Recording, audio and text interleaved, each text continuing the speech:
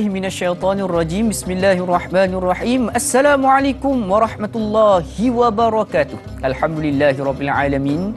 Wassalatu wassalamu ala asyrafil anbiya'i wal mursalin wa ala alihi wa sahbihi ajma'in.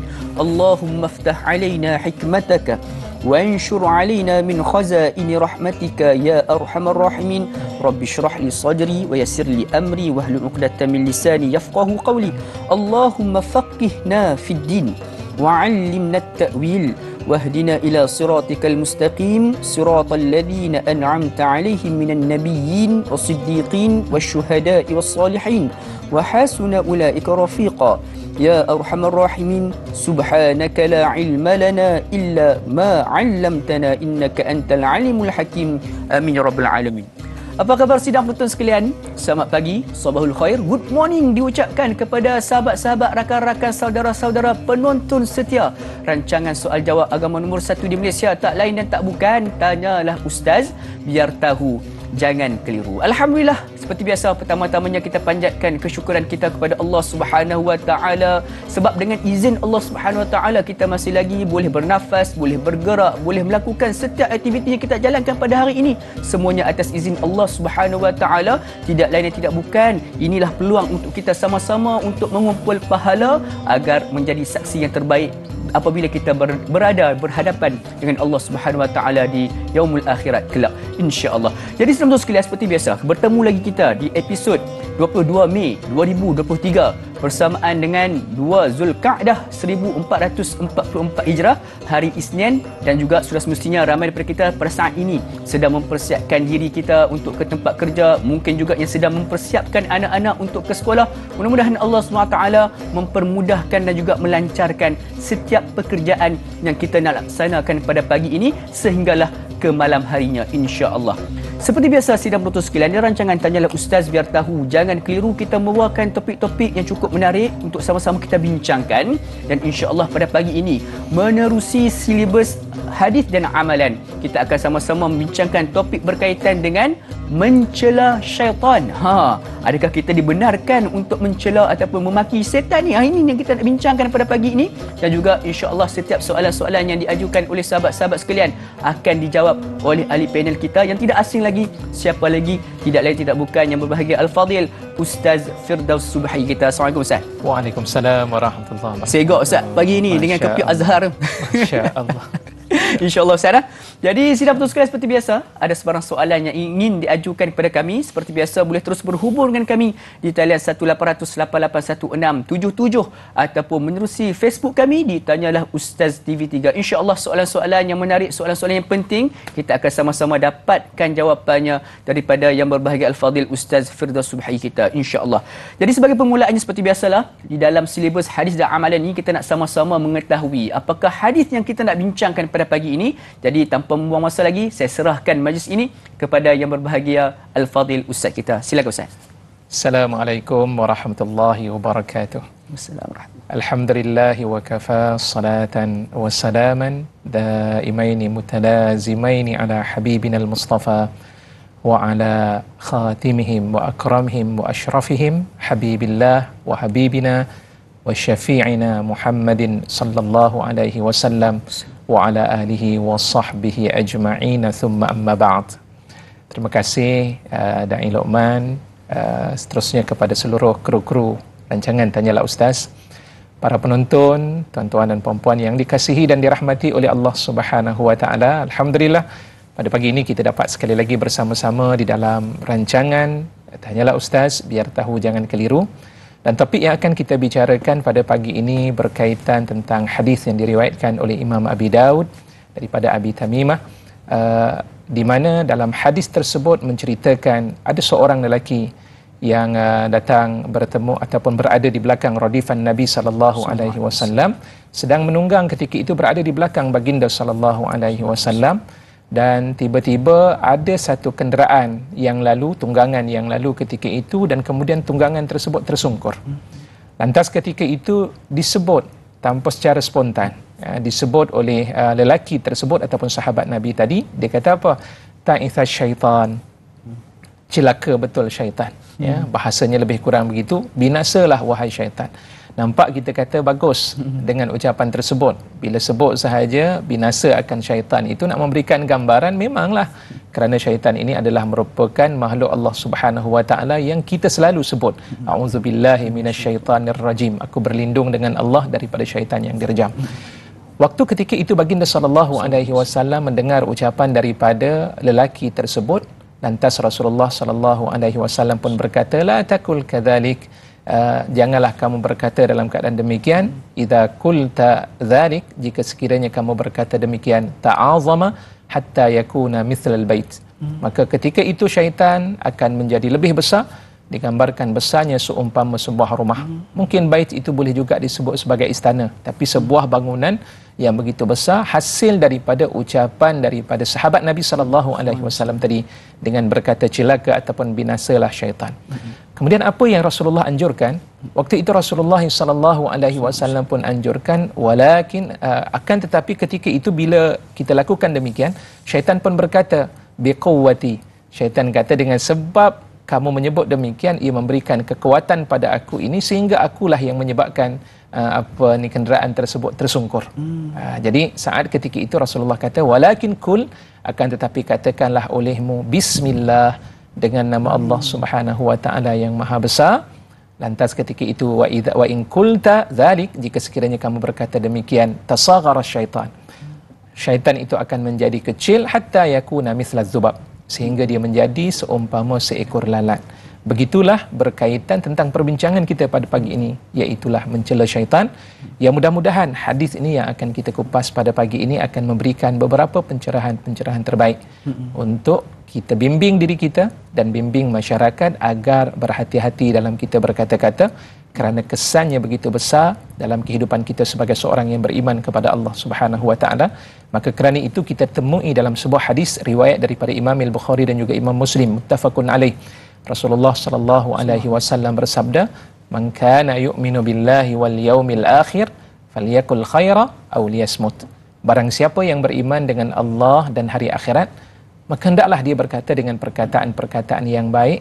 Kalau tidak mampu untuk mengucapkan kalimah-kalimah yang baik, maka diam itu adalah sesuatu yang lebih baik baginya. InsyaAllah. Jadi saudara sekalian, di sebalik komplikasi berkaitan dengan mencela syaitan tersebut juga, dalam hadis tersebut juga Rasulullah SAW sendiri telah memberikan kepada kita solusinya. Jadi mudah-mudahan inilah hadis yang kita akan bincangkan pada pagi ini. Jadi insya-Allah setiap soalan itu kita harapkan bertepatan dengan hadis yang kita nak bincangkan. Jadi kita nak teruskan lagi Ustaz dengan meraihkan soalan pertama daripada sahabat Facebook kita daripada Puan Mas Niza. Assalamualaikum kepada Ustaz dan seluruh warga tanya Ustaz. Assalamualaikum warahmatullahi wabarakatuh. Hadis ini Rasulullah SAW melarang umatnya mencela syaitan. Tetapi adakah kita dibenarkan mengumpat dan mengata perihal sifat-sifat syaitan yang suka membisikkan perkara maksiat? Bagaimana keadaan syaitan apabila kita membaca ta'awuz? Adakah syaitan juga akan mengecil seperti lalat? Terima kasih Ustaz atas perkongsian ilmu. #biar tahu jangan keliru. Silakan Ustaz. Baik, terima kasih kepada Puan Mas Niza atas soalan yang dikemukakan. Dalam soalan yang pertama, iaitulah berkaitan tentang larangan mencela syaitan, tapi apakah kita dibenarkan mengumpat dan menceritakan tentang peribadi syaitan itu sendiri? Pertamanya, dalam bab nak mengumpat antara makhluk ataupun di antara manusia dengan manusia, itu tidak dibenarkan. Kerana ada dalam hadis antaranya riwayat daripada Imam At-Tirmizi, sesiapa yang mengumpat walaupun dia beribadah pada Allah, hubungannya baik dengan Allah, tapi dengan sebab mengumpat itulah yang menjadikan muflis nanti pada hari kiamat kelak. Kemudian yang kedua, boleh tak kita bercerita dan mengumpat tentang syaitan? Itu tidak menjadi masalah. Al-Quran sendiri yang minta kita baca. Allah sebut Allah minta pada kita iqra'ul Quran, bacalah kamu akan Al-Quran. Kenapa? Sebab Al-Quran itu dia merupakan hidayah. Bulan Ramadan pun dah menceritakan tentang apa matlamat daripada Al-Quran untuk menunjukkan membezakan di antara petunjuk dan juga hidayah dan juga yang membezakan antara yang benar dan baik, yang batil. Baik, jadi dalam keadaan demikian Allah menceritakan tentang sifat-sifat syaitan. Antaranya Allah menyebut inna syaitana lakum aduwa fattakhizuhu aduwa. Sesungguhnya syaitan itu adalah merupakan musuh, maka ambillah dia sebagai musuh. Maka kita nak jadikan dia sebagai musuh, kita tak nampak. Ya, dia ada dalam hidup sebagai seorang muslim ni, dia ada 4 perkara yang merupakan musuh dan merupakan perkara yang akan menyusahkan hidup seorang muslim. Di antaranya daripada 5 itu ada dua benda yang kita tidak dapat lihat. Iaitulah antaranya disebut dalam hadis nafsun tunazi'uhu.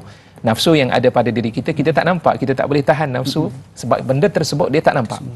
Dan yang kedua iaitulah syaitanun yudhilluh, syaitan yang kerjanya menyesatkan. Lantaran daripada itu Al-Quran mengingatkan kita kerana kerja daripada syaitan ini disebut dalam Al-Quran dengan banyak ayat.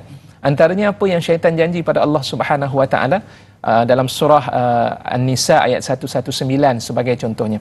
Allah kata apa? Wala udhillannahum wala umanniyannahum ila akhiril ayat. Aku pasti akan menyesatkan manusia dan aku akan berikan angan-angan kepada manusia dengan pelbagai bentuk angan-angan dan juga keinginan. Bahkan disebutkan wala uzayyinanna lahum, dan aku akan berikan pelbagai bentuk perhiasan-perhiasan dalam diri manusia sehingga akhirnya mereka lalai dan lupa daripada mengingati Allah Subhanahu Wa Taala. Itu kerja daripada syaitan. Dan kemudian syaitan berjanji kepada Allah Subhanahu Wa Taala, fabima aghwaytani la aq'udanna lahum siratakal mustaqim. Dengan sebab kau menyesatkan aku, maka aku akan ganggu dan aku akan halang di kalangan manusia daripada jalanmu yang lurus. Ya, thumma la'atiyannahum min baini aydihim. Aku akan datang di hadapan mereka, wa min khalfihim, daripada belakang mereka, wa an syama'ilihim, daripada sebelah kanan mereka dan daripada sebelah kiri mereka, wala tajidu aktsarahum syakirin. Dan kamu tidak akan dapati mereka itu akan bersyukur dan berterima kasih pada Allah. Ini cerita, kalau kita nak kata, menceritakan tentang hal dan juga peribadi syaitan. Tujuannya adalah untuk memandu diri kita agar kita berhati-hati dengan bisikan-bisikan dan hasutan-hasutan daripada syaitan. Dan begitulah juga terdapat dalam hadis baginda sallallahu alaihi wasallam yang mungkin nanti kita akan ulas sedikit demi sedikit berkaitan tentang hal tersebut.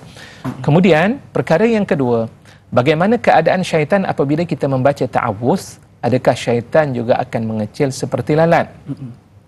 Dia ada 2 perkara penting yang perlu kita faham. Jika sekiranya disebabkan kerana gangguan-gangguan daripada syaitan, syaitan dia datang nak mengganggu kita, yang menimbulkan rasa marah dalam diri kita, perkara-perkara yang boleh membangkitkan makaid syaitan, tipu daya syaitan itu, maka kita diminta untuk berta'awuz, minta berlindung dengan Allah Subhanahu Wa Taala. Contohnya kita pergi ke tandas. Mungkin di tandas nanti akan ada gangguan-gangguan yang akan diberikan kepada kita. Takut seorang-seorang nak pergi tandas. Hari ini pun kita tengok anak-anak kita ni sebab terlalu banyak tengok cerita hantu. Betul. Ya, akhirnya nak pergi tandas pun berkawan. Tolong masuk teman kan.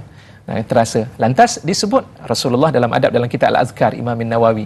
Jadi antaranya Rasulullah masuk dalam tandas, baca Allahumma inni a'udzubika minal khubuthi wal khaba'is. Ya Allah, aku minta berlindung dengan engkau daripada hubus dan juga khaba'is. Khubus iaitulah syaitan lelaki jantan, khaba'is syaitan betina. Itu disebut waktu ketika kita menunaikan solat, hatta termasuk menunaikan solat. Baginda sallallahu alaihi wasallam ketika qama, waktu berdiri, lantas dalam riwayat menyebutkan Rasulullah berta'awuz terlebih dahulu agar tidak diganggu, sebab dalam solat ni gangguannya banyak. Memang waktu ketika kita melaungkan Bilal melaungkan azan, syaitan takut, dia akan lari jauh-jauh. Tapi saat ketika bermulanya imam takbiratul ihram Allahu akbar, syaitan datang semula. Syaitan datang. Sebab itu kita diminta untuk rapatkan saf-saf ni, sebab memang syaitan dia akan membuat gangguan. Antara gangguan syaitan yang disebut dalam hadis, dia akan menimbulkan pelbagai bentuk was-was dalam diri kita. Aku ni kentut ataupun tidak. Ada dalam hadis. Jadi waktu itu Rasulullah ajar pada kita bagaimana kaedah untuk mengelakkan hal tersebut, untuk menghilangkan was-was tersebut. Sebab apa? Kerana kerja daripada syaitan. Apa yang disebut oleh Nabi sallallahu alaihi wasallam, Rasulullah pun membaca a'udzubillahi minasyaitanir rajim min hamazihi wa nafthihi wa nafasihi. Aku minta berlindung dengan engkau daripada syaitan yang dirjam, min hamazihi daripada was-was syaitan, bisikan syaitan, wa nafthihi dan daripada kesombongan yang ada pada syaitan, takut dicampak dalam diri kita berasa sombong, bangga, time sembahyang orang puji, tengoklah aku hebat, dan juga wa nafthihi dan godaan-godaan yang akan digoda oleh syaitan. Itu disebut dan dibaca oleh Nabi sallallahu alaihi wasallam supaya tidak terganggu. Baik, itu dari sudut isti'adzah. Sementara dari sudut bismillahirrahmanirrahim, kita nak ambil keberkatan. Contoh, hatta termasuk ada di kalangan para ulama, dia menyebut kalau sekiranya kereta kita rosak, ini cerita tadi bak tersungkur, ya, ada kalanya yang menyebabkan itu mungkin gangguan-gangguan daripada syaitan. maka kita diminta untuk menyebut bismillah agar syaitan tidak mengganggu segala perkara-perkara yang kita dah rancangkan. Perjalanan kita dalam keadaan baik, kita menyebut dengan bismillahirrahmanirrahim. Maka tujuannya apa? Nak mengambil barakah daripada bismillah ini agar segala perjalanan dan juga apa pun urusan kita berjalan dalam keadaan baik. Maka itulah yang diucap dengan kalimah bismillahirrahmanirrahim.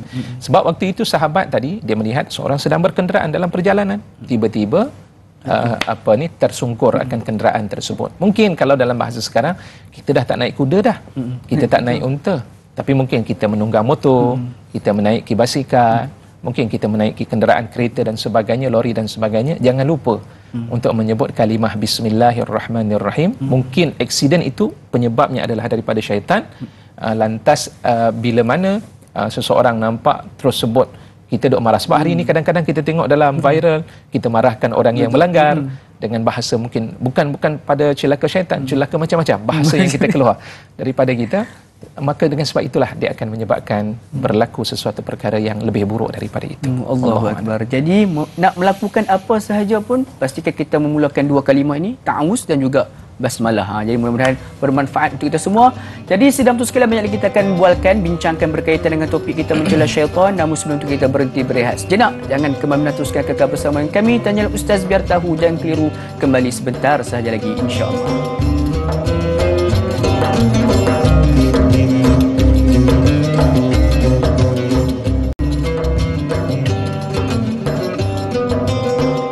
Alhamdulillah, saudara betul sekalian, kembali kita bertemu dalam rancangan Tanyalah Ustaz Biar Tahu. Jangan keliru sama-sama pada pagi ini. Alhamdulillah, kita direzekikan untuk mempelajari satu ilmu yang cukup penting, iaitu berkaitan dengan mencela syaitan. Ada sebarang soalan yang ingin diajukan seperti biasa, boleh terus berhubung dengan kami di talian yang tertera di kaca televisyen anda. Jadi tanpa buang masa, Ustaz, kita naraikan soalan berikutnya daripada saudara Jai Jai. Assalamualaikum. Waalaikumsalam warahmatullahi wabarakatuh. Adakah hadis yang kita bincangkan ini hanya simbolik untuk menyindir manusia yang suka mencela?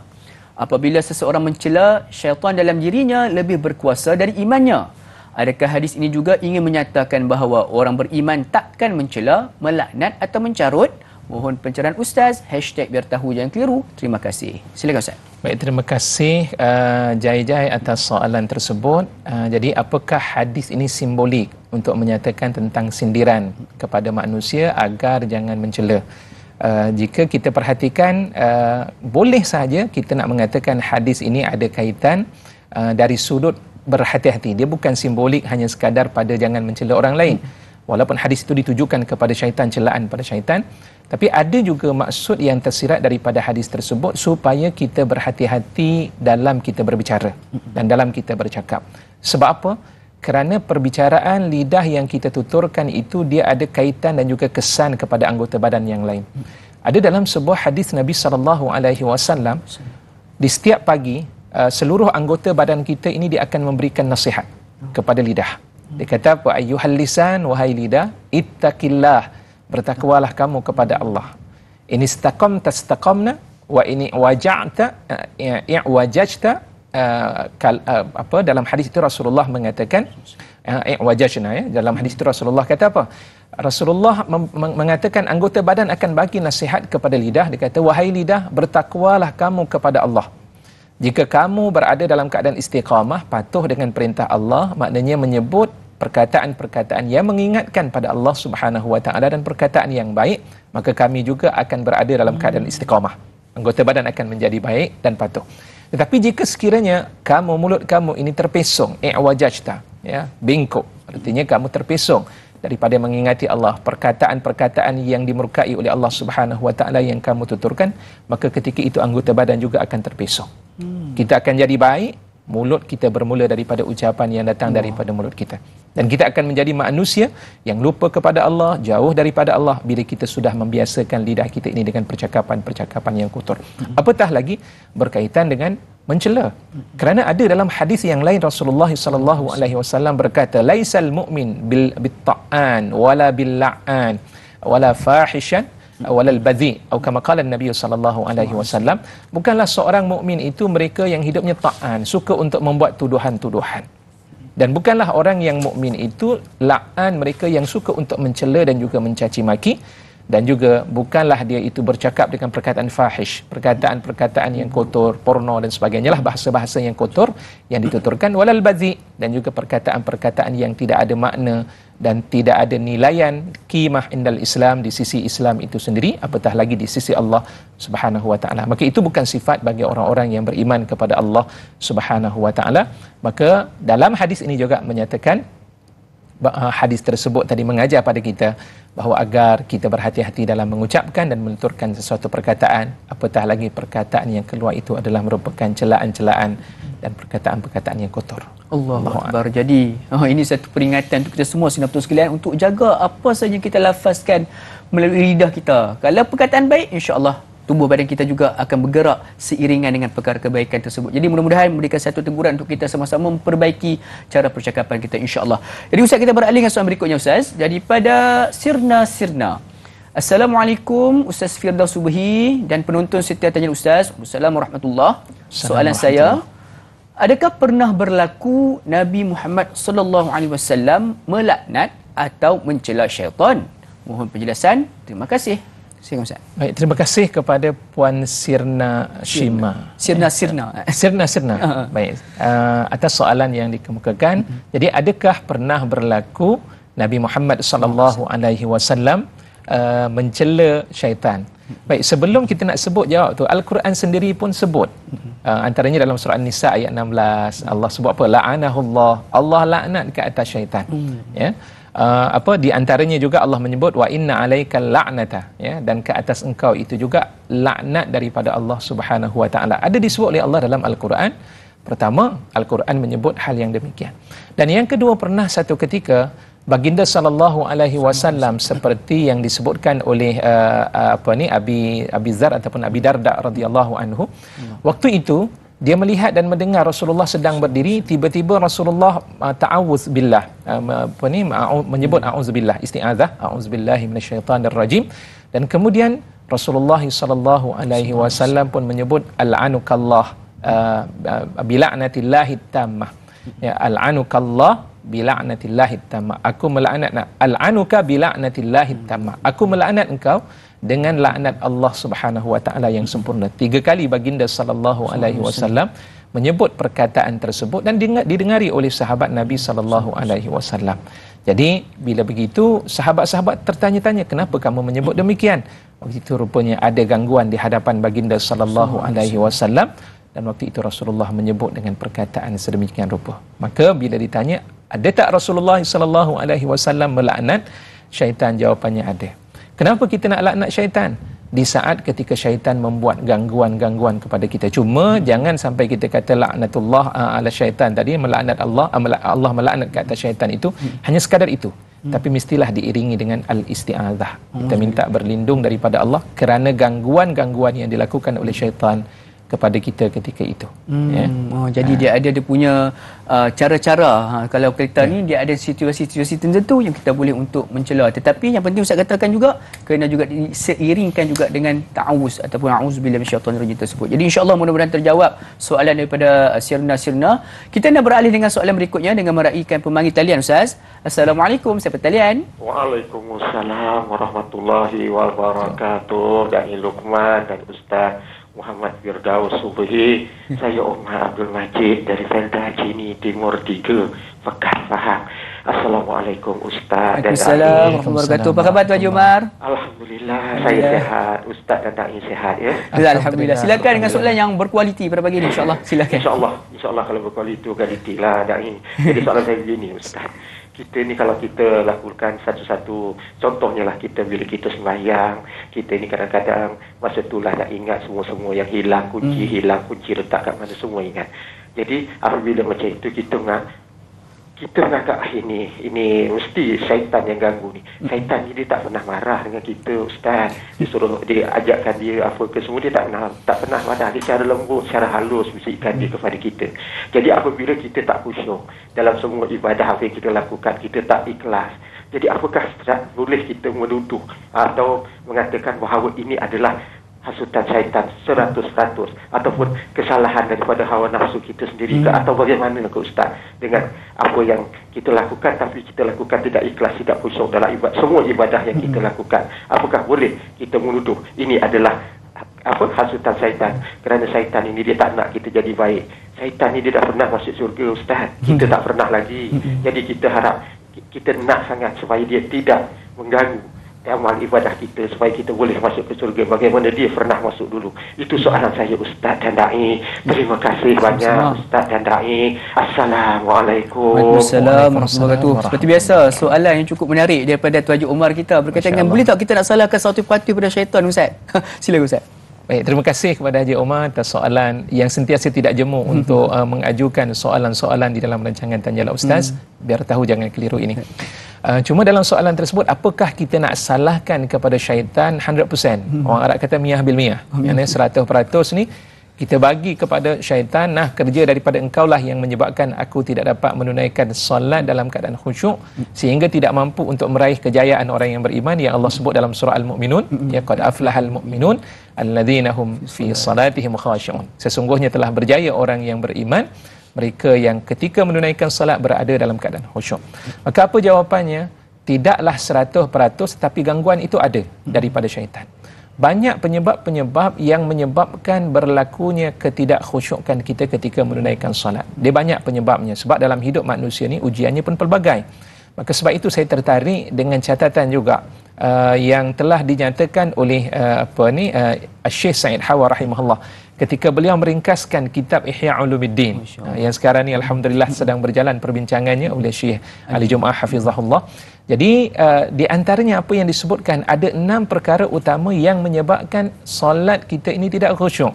Yang pertama disebut oleh beliau iaitulah hudurul qalbi. Waktu ketika menunaikan solat hati kita tak hadir. Kita akan dapat tumpukan sesuatu bila hati kita hadir.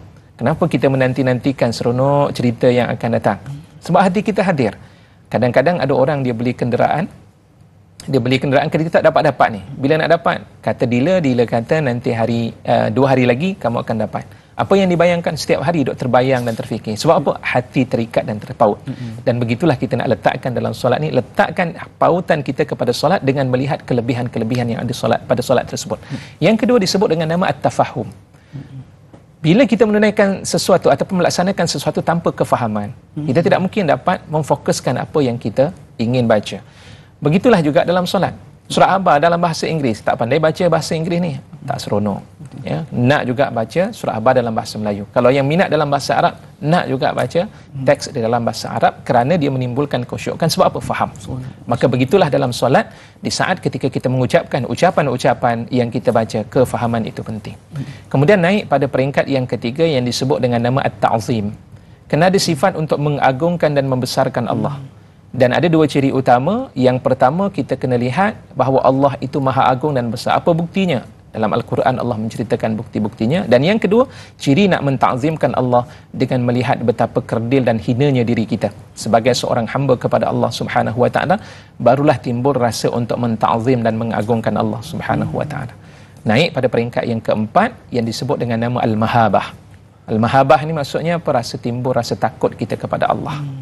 Allah yang menciptakan kita, Allah yang bagi rezeki pada kita, tiba-tiba kita banyak lakukan dosa kita kepada Allah yang tidak pernah berhenti. Menyesal sebentar, bertaubat sebentar, kemudian mengulangi lagi kesalahan dan juga dosa yang kita lakukan. Walaupun Allah kata minta ampun kepada Allah Subhanahu wa taala, jangan la tayasu min rahmatillah, jangan berputus asa dengan rahmat daripada Allah. Dan dua lagi Ustaz, kita sambung sebentar saja lagi. Jadi saudara sekalian nak tahu sambungannya lagi 2 perkara yang menyebabkan tak khusyuk dalam solat. Jangan ke mana-mana, teruskan kekal bersama dengan kami. Kita berehat sejenak. Jangan lupa kita kembali sebentar saja lagi. Tanya Ustaz biar tahu, jangan keliru, insya-Allah.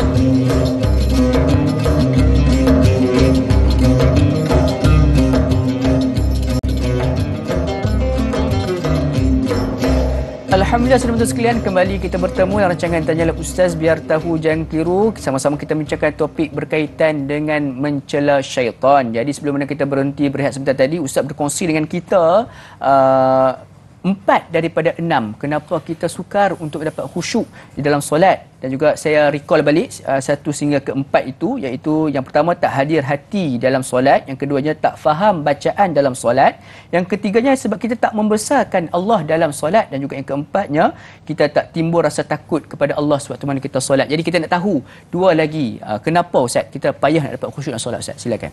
Baik, di antara perkara, 2 perkara lagi secara ringkas, di antaranya juga disebut oleh para ulama, iaitulah sifat ar-raja'.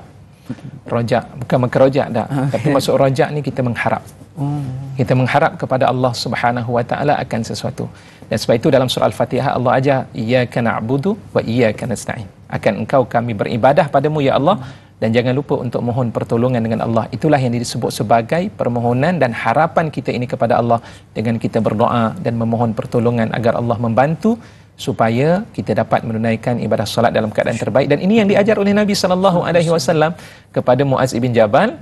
Waktu itu Rasulullah minta selesai daripada solat baca Allahumma a'inni ala zikrika syukrika wa husni ibadati. Ya Allah, bantulah aku agar aku sentiasa ingat engkau, bantulah aku agar bersyukur segala nikmat yang kau berikan, bantulah aku agar dapat menunaikan ibadah dalam keadaan yang terbaik. Jadi doa kita minta, itu namanya adalah ar-raja'. Jangan kita berhenti untuk meminta bantuan daripada Allah Subhanahu wa taala dan mengharapkan sesuatu yang terbaik. Dan kemudian yang keenam, iaitulah al-haya', iaitulah sifat malu perlu ada dalam diri kita. Orang yang malu, dia akan berusaha untuk menutup segala keaiban-keaiban yang ada pada dirinya. Samalah juga ketika kita sedang berhadapan dengan Allah. Sebab solat ni kita berhadapan, tidak ada halangan antara kita dengan Allah Subhanahu wa taala. Allah memerhatikan akan gerak-geri kita ketika menunaikan ibadah solat. Jadi timbulkan rasa malu kita kepada Allah Subhanahu wa taala dengan menjaga penampilan kita, memakai pakaian yang terbaik, mengambil wuduk dalam keadaan yang terbaik, dan pada saat yang serupa jaga hati dan perasaan kita di saat kita berhadapan dengan Allah, kerana kita ini adalah serba kekurangan, bahkan sentiasa mengulangi dosa yang bertalu-talu berlaku dalam kehidupan kita. Maka apakah kita tidak merasai malunya kita dengan Allah Subhanahu wa ta'ala. Allahu akbar. Jadi mudah-mudahan sama-sama kita praktikkan apa yang dikongsikan oleh yang bergelar al-fadhil ustaz kita, untuk sama-sama kita mendapat kekhusyukan dalam solat kita, insya-Allah. Jadi ustaz, kita beralih dengan soalan berikutnya ustaz, daripada saudari Aisyah Icha. Assalamualaikum Ustaz Da'i serta kru-kru. Assalamualaikum warahmatullahi. Pertanyaan saya, tidak seperti mana manusia, syaitan sangat suka orang mencelanya. Adakah antaranya kerana orang yang mencelanya itu sebenarnya telah menganggap apa yang berlaku itu adalah dari kekuasaan syaitan? Mohon pencerahan Ustaz biar tahu jangan keliru. Terima kasih. Silakan Ustaz. Baik, terima kasih kepada Puan Aisyah Icha atas soalan tersebut. Jadi soalannya berkaitan seperti mana tidak seperti mana manusia, syaitan sangat suka orang yang mencelanya. Memang itu di antara sifat bagi syaitan, sebab bila orang mencela kepada syaitan, maka semakin tinggi ataupun semakin membesarnya syaitan tersebut. Jadi bila sebut dengan perkataan tersebut itu, kenapa dia akan menyebabkan seseorang bila mencela, menyebabkan dia lupa kepada Allah. Saya tertarik ketika Imam Ibn Katsir dalam kitab At-Tafsir Quranil Azim itu, dia membahaskan surah Qul A'udzu Birabbin Nas. Jadi Qul A'udzu Birabbin Nas itu dalam ayat tersebut ada min waswasil al-khannas, itu kalimah al-khannas. Kata daripada Imam Ibn Katsir dalam tafsir beliau, al-khannas ini adalah syaitan yang berada pada hati setiap daripada manusia.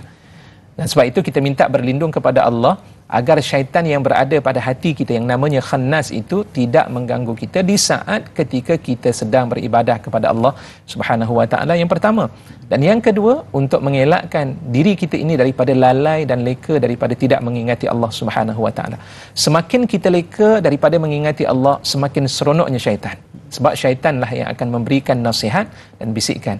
Dalam Al-Quran Allah sebut, saya terlupa surahnya, tapi Allah menyebut wa man ya'shu an dzikrir rahmani nuqayyid lahu syaitana fahuwa lahu qarin. Barang siapa yang memalingkan diri daripada mengingati Allah Subhanahu wa taala, kami sediakan, Allah sebut nuqayyid lahu syaitan. Kami sediakan baginya itu syaitan, fahuwa lahu qarin. Dan syaitan itu dia akan menjadi qarin, teman setia yang sentiasa berada bersama dengannya. Sebab apa? Hatinya lalai daripada mengingati Allah Subhanahu wa taala. Saat ketika lalai, syaitan datang. Bila kita ingat Allah Subhanahu wa taala, syaitan akan mengundur dan syaitan akan semakin lama semakin kerdil dan mengecil, seperti mana yang disebut dalam hadis itu, seumpama seekor lalat. Jadi sebab itu syaitan memang berminat kita mencela syaitan tersebut. Maka sebab itu tadi dalam hadis yang Rasulullah sebut tu, al'anuka bila'natillahi tammah, aku laknat engkau itu dengan laknat Allah yang sempurna. Rasulullah tidak lupa untuk menyebut a'udzubillahi minasyaitanir rajim, supaya syaitan tersebut itu semakin lama semakin mengecil dan tidak mengganggu baginda Rasulullah sallallahu alaihi wasallam. Jadi itulah dia, syaitan suka kalau kita mencela dia. Jadi mudah-mudahan kita lepas ni lebih berhati-hati. Kalau kita marah sangat dengan syaitan pun, baik dibacakanlah lafaz ta'awuz tersebut. Mudah-mudahan Allah SWT pelihara kita dan juga hindarkan kita daripada perkara-perkara yang tidak disukai. Jadi saudara sekalian, ada sebarang soalan yang ingin diajukan kepada kami, boleh untuk terus berhubung dengan kami di talian 1800 881677 ataupun menerusi Facebook kami di Tanyalah Ustaz TV3, insya-Allah. Jadi Ustaz, kita beralih dengan soalan berikutnya Ustaz, daripada saudara Muhammad Faizal bin Ahmad. Assalamualaikum. Waalaikumsalam warahmatullahi.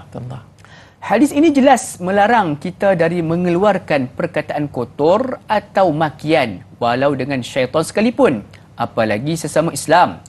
Bagaimana zaman sekarang ini?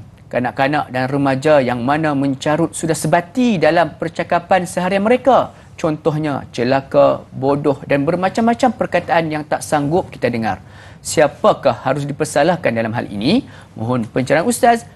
#biar tahu, jangan keliru. Silakan Ustaz. Baik, terima kasih kepada saudara Muhammad Faizal Ahmad. Soalan yang menarik yang perlu untuk kita sama-sama beringat agar kita memperhatikan tingkah laku anak-anak kita. Sebab itu dalam hadis riwayat daripada Imam Ahmad, baginda sallallahu alaihi wasallam pernah bersabda, "Addibu auladakum thalatha hisan." Adab dan didiklah anak-anak kamu itu dengan 3 perkara. Ya, yang pertama, hubba nabiyikum, cinta kepada nabi kamu. Bawa kisah dan juga sejarah bagaimana nak menimbulkan rasa kecintaan kita kepada Rasulullah sallallahu alaihi wasallam. Anak-anak pun kenal dan anak-anak cinta dan sayang kepada Rasulullah sallallahu alaihi wasallam. Wa hubba ali baiti, dan juga cinta kepada ahli keluarga Rasulullah sallallahu alaihi wasallam, seluruh keluarga Rasulullah.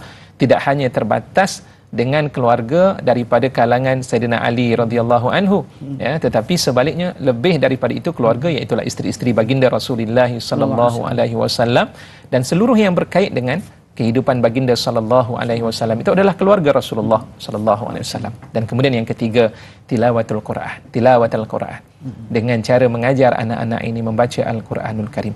Bila anak-anak sudah terbiasa dengan membaca Al-Quran, kalam yang keluar daripada anak-anak tersebut itu adalah kalam Al-Quran. Ya, diajar anak tersebut dengan menyebut subhanallah, maka anak akan terbiasa. Tapi kalaulah sekiranya anak-anak tidak diajar tersebut, dia melihat perwatakan yang ditunjukkan oleh ayah dan juga ibunya, sikit-sikit celaka. Ayah sikit-sikit marah ibunya ketika itu dengan perkataan tersebut. Maka tidak mungkin anak tersebut tidak melupakan apa yang diucapkan oleh ayahnya. Ya, sebab itu ada satu kata-kata, saya tak pasti sama ada hadis, ini disebut oleh Syekh Abdullah Nasir Alwan dalam kitab beliau Tarbiyatul Aulad. Jadi di antaranya dia kata ada satu kata-kata yang disebut barru abaakum tabarrukum abnaakum.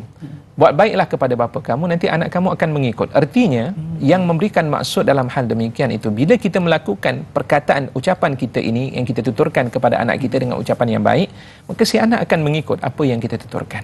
Tapi kalau sekiranya dalam hidup kita sebagai seorang ayah, sebagai seorang ibu, perkataan yang keluar semua perkataan yang menyebabkan Allah murka, maka anak tidak heran dia akan mengikut perwatakan tersebut. Ya, jadi siapa yang perlu dipersalahkan? Yang pertama, keluarga itu sendiri yang perlu melihat tentang hal tersebut. Dan kemudian yang kedua, environment ataupun bi'ah salihah, suasana yang baik itu juga penting dalam kehidupan anak-anak tersebut. Kita kena perhatikan siapa teman-teman, sebab teman-teman ni memainkan peranan juga. Ya, dan dalam hadis Rasulullah kata, al-mar'u ala dini khalilihi falyanzur ahadukum man yukhaliluh. Seseorang itu dia berada pada agama temannya, perhatikan siapakah teman yang ditemaninya. Jadi saat ketika dia berteman dengan teman-teman yang tidak baik, dia akan menjadi manusia yang tidak baik.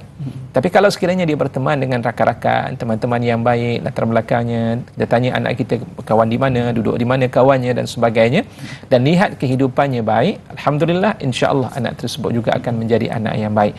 Jadi dalam hal tersebut, al-amru bil ma'ruf wan nahyu 'anil munkar, mencegah, mengarahkan kepada kebaikan dan mencegah kemungkaran itu dia bermula daripada institusi keluarga itu sendiri, dan kemudian dia akan diikuti dengan perkara-perkara luar dan juga tanggungjawab masyarakat. Bila melihat hal tersebut, didiklah mereka agar mereka menjadi insan yang baik. InsyaAllah, institusi kekeluargaan dan juga persekitaran itu memainkan peranan dalam kita membentuk anak-anak kita. InsyaAllah sama-sama kita ambil pedoman untuk kita membesarkan anak-anak kita, insyaAllah. Jadi Ustaz, kita nak beralih dengan soalan berikutnya dengan meraihkan pemanggil di talian. Assalamualaikum. Waalaikumsalam warahmatullahi. Yang siapa talian? Tidak daripada Hitam Penang. Ya, Tuan Ilyas, kita apa khabar? Alhamdulillah. Uman dan juga Ustaz Firdaus Subuhi, semoga sihat. Amin, amin. Silakan Tuan, silakan dengan soalan begini insya-Allah. Kita disarankan oleh Nabi Muhammad sallallahu alaihi wasallam sebelum kita makan, semasa sebelum tidur kan, kita membaca 3 qul. Ya. Untuk mengelakkan daripada gangguan. Ada juga ayatul kursi. Dan bagaimana pula dengan pendapat Ustaz tentang peristiwa melontar Jamratul Aqabah yang berlaku di Mina ni, dengan simboliknya untuk seolah-olah kita melempar batu ke arah syaitan. Bolehkah kita menggunakan perkara itu di semasa kita masuk dalam hutan, kan, di mana-mana kita menggunakan batu juga dengan baca ayat suci Al-Quran seperti auzubillahi minasyaitonir rajim dan juga 3 qul.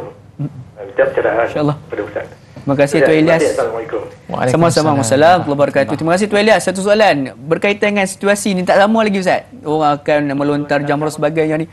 Sampai apa, kadang-kadang tu memanglah kita ni baca auzubillah, tapi kadang-kadang tu sampai terkeluar lah celaka kita sambil baling tu Ustaz. Dengar Ustaz, silakan. Baik, terima kasih atas soalan daripada Encik Ilyas. Soalan tersebut menarik. Jadi memang kalau kita melihat dalam sejarah haji itu sendiri di zaman Nabi Ibrahim alaihissalam, Nabi Ibrahim diganggu oleh syaitan dengan pelbagai bentuk gangguan-gangguan, untuk melihat sejauh mana Nabi Ibrahim alaihissalam mampu untuk melaksanakan ibadah korban itu sendirilah. Jadi itu cerita dia dalam perjalanan tersebut. Soalannya, ketika kita jamrah Aqabah, Jamratul Wusta, Jamratul Ula, tiba-tiba baling, sebut celaka syaitan. Itu bukanlah merupakan sesuatu yang dianjurkan di dalam Islam. Perkataan sebenarnya kerana ia merupakan perintah daripada Allah Subhanahu wa taala. Kita sebut labbaik Allahumma labbaik, ya labbaik la syarika lak labbaik, innal hamda wan ni'mata lak wal mulk la syarika lak. Maka saat ketika itu kita laksanakan, mulut kita diminta untuk kita berzikir pada Allah Subhanahu wa taala, sebab kita berada dalam keadaan haji, ya. Dalam ada satu hadis Nabi sallallahu alaihi wasallam, barang siapa yang menunaikan haji falam yarfus walam yafsuk, ya, dia menunaikan haji, dia tidak bercakap dengan perkataan yang kotor, dia tidak bercakap dengan perkataan-perkataan yang fasik yang membawa kepada dosa. Disebut dalam hadis, dia akan kembali seumpama anak yang baru dilahirkan, kawaladathu ummuh. Jadi seumpama anak bayi yang baru dilahirkan, menarik dosa-dosanya dihapuskan oleh Allah Subhanahu wa taala. Cuma saat ketika kita baling, ingat ini perintah daripada Allah Subhanahu wa taala, maka kita laksanakan, bukan perkataan yang kita tuturkan celaka syaitan. Ucapan tersebut tidak ada manfaatnya dan bukan pada tempatnya untuk kita tuturkan kalimah seumpama ini, kerana tidak ada hadis yang diajar oleh Nabi sallallahu alaihi wasallam untuk kita menuturkan kalimah-kalimah tersebut. Yang diajar agar kita berzikir sepanjang perjalanan kita menunaikan haji, mulut kita menuturkan perkara-perkara yang membawa kepada zikrullah, ingat kepada Allah Subhanahu wa taala. Allahu akbar. Jadi itulah, bukan, kalau kita lihat dalam keadaan masyarakat kita mungkin tak ada lah sampai nak baling, sebab kita lihat dalam masyarakat lain tu sampai baling payung, baling selipar. Jadi benda yang kita lakukan kita diminta untuk baling batu-batu yang kecil sahaja. Ada yang kadang-kadang batu besar, kesian kawan yang berada di depan, kepala bengkak dan sebagainya. Allah. Jadi mudah-mudahan kita tak lakukan perkara tersebut. Jadi insya-Allah masyarakat kita ni masyarakat yang sopan. Jadi sidang betul sekalian, kita akan buatkan berkaitan dengan mencela syaitan. Dan sebentar sekali lagi kita berehat sejenak. Jangan lupa teruskan kekal bersama kami. Tanya Ustaz biar tahu yang keliru kembali sebentar saja lagi, insya-Allah.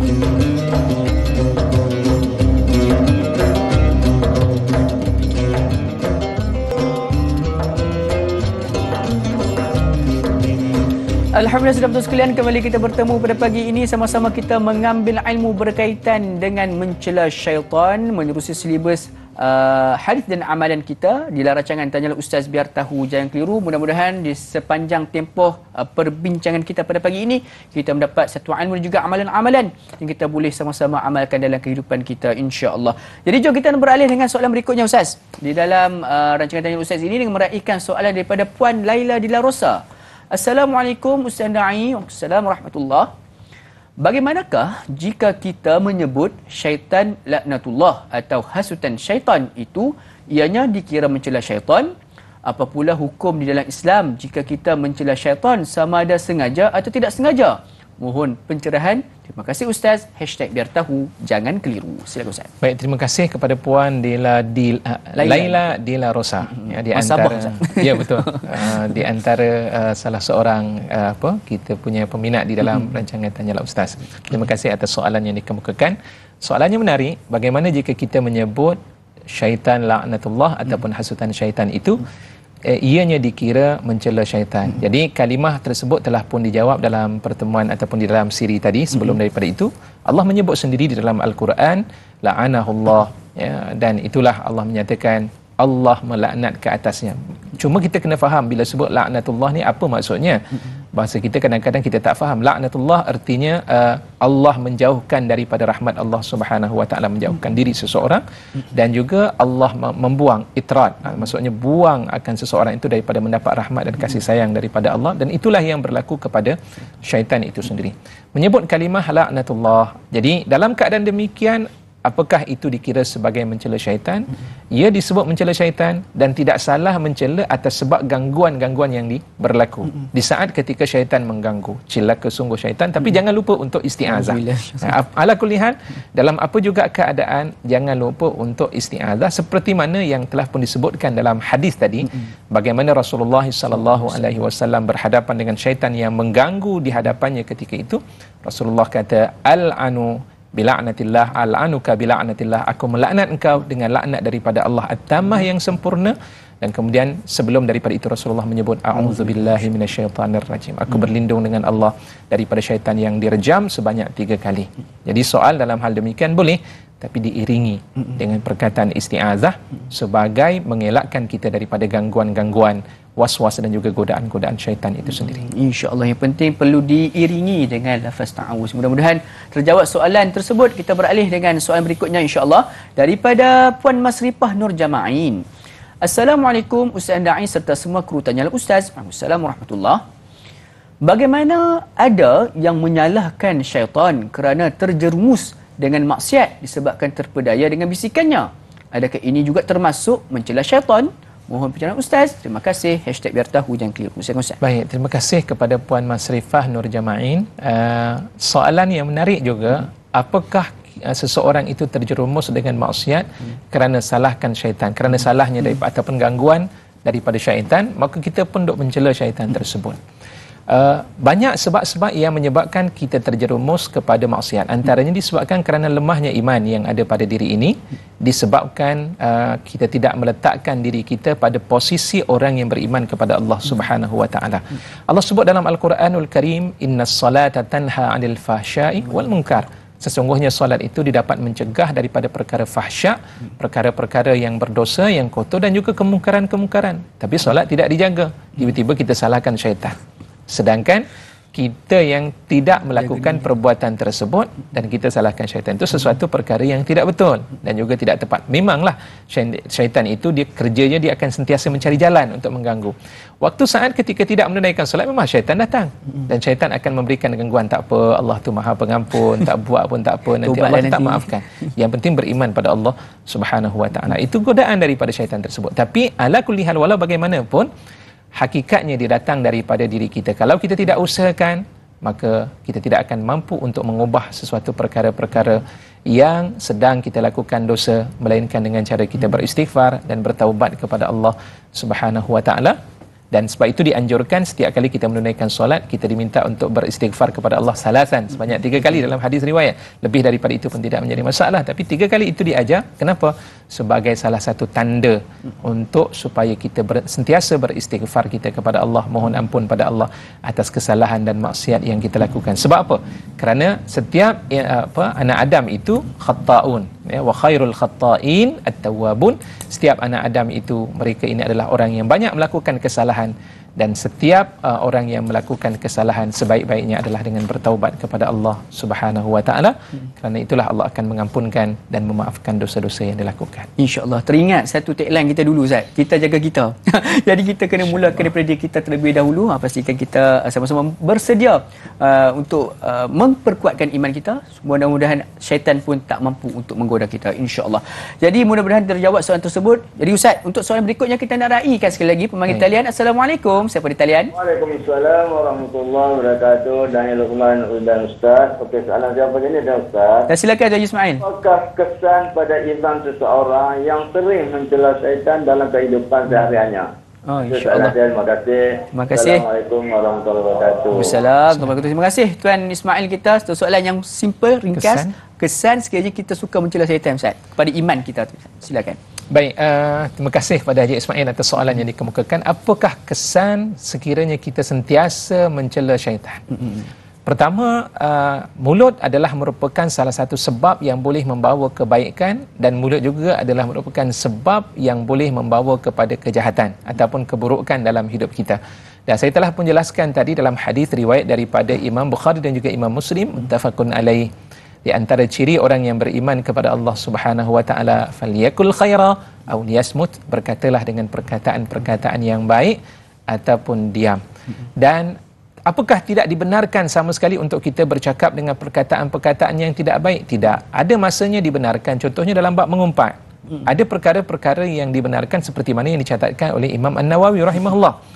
Ya, jadi antaranya dia nak mendapatkan hak balik, terpaksa cerita kepada hakim apa keburukan yang berlaku pada pasangan suami ataupun pasangan isterinya. Itu di antara perkara-perkara yang dibenarkan walaupun buruk, tapi ada sebabnya.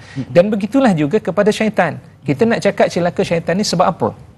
Kalau katakan saja je, duduk celaka syaitan, berdiri celaka syaitan, laknatus syaitan, laknatullah ala syaitan. Contoh, perkataan itu yang kita sebut setiap hari, apa manfaatnya? Sudah tentulah dia tidak menghasilkan apa-apa manfaat, bahkan kita akan menjadi lebih lalai, leka daripada mengingati Allah Subhanahu wa taala. Saat ketika kita terganggu, lupa, contohnya was-was tadi dalam sembahyang. Ya, Allahu akbar, Allahu akbar. Lepas tu, dalam keadaan demikian, apa kita nak buat? Bacalah a'udzubillahi minasyaitanirrajim, al'anuka bila'natillahi tammah. Aku laknat engkau wahai syaitan dengan laknat Allah Subhanahu wa taala yang begitu sempurna. Jadi itu tidak menjadi kesalahan. Maknanya apa dia?